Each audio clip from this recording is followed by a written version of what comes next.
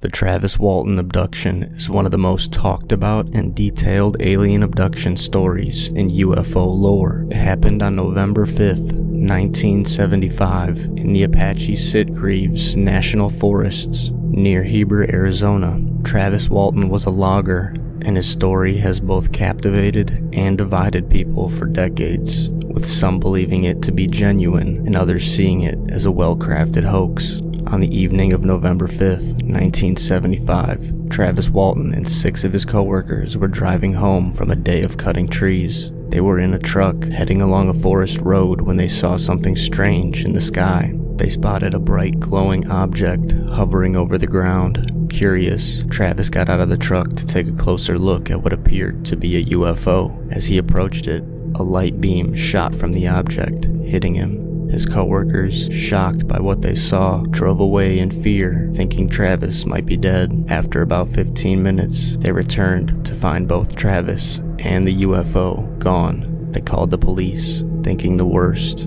Travis was missing for 5 days, which led to an extensive search. The story made headlines, and his coworkers were initially accused of murder. 5 days later, Travis called his sister from a payphone in Heber, confused and unable to account for the lost time. He was found to be in a disheveled state, wearing his clothes backwards, which he didn't notice until pointed out. Travis claims he woke up in what he thought to be a hospital room, but it was unlike any hospital he had seen. There were strange beings around him, which he described as small with large heads and big eyes, typical of what's known as gray aliens. He described being examined by these beings, much like what you might read in other abduction stories. He recalled feeling pain, being scared, and eventually losing consciousness several times. When he came to, he was alone in the room. Another encounter involved a more human-like figure, which he believed was there to help him. This being communicated with him, giving him the impression he was being returned to Earth.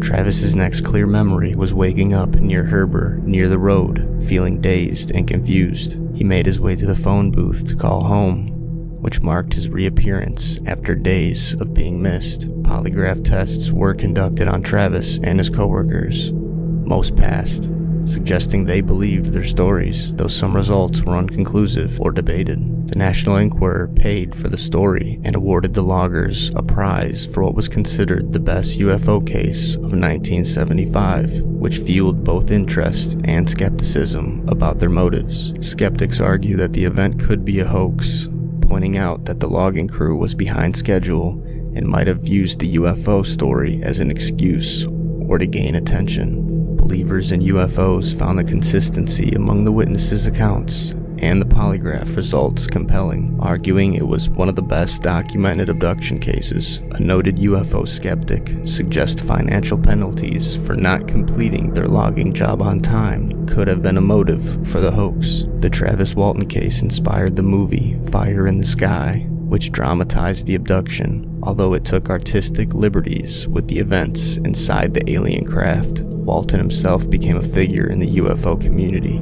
often speaking at conventions and in media about his experience. He insists the event was real, despite the skepticism. The story has been analyzed in books, documentaries, and shows, contributing to the discussions on alien abductions, the nature of UFOs, and what happens during these supposed encounters. The Travis Walton abduction remains a staple in UFO culture due to its detailed recounting and the multiple witnesses involved. While the event has never been conclusively proven or disproven, continues to be a subject of fascination and debate. It highlights human curiosity about extraterrestrial life, the reliability of personal testimony in such bizarre claims, and the psychological and social aspects of modern myth-making. Whether seen as truth or fiction, Walton's story challenges our understanding of the unknown and our reactions to those who claim to have experienced it.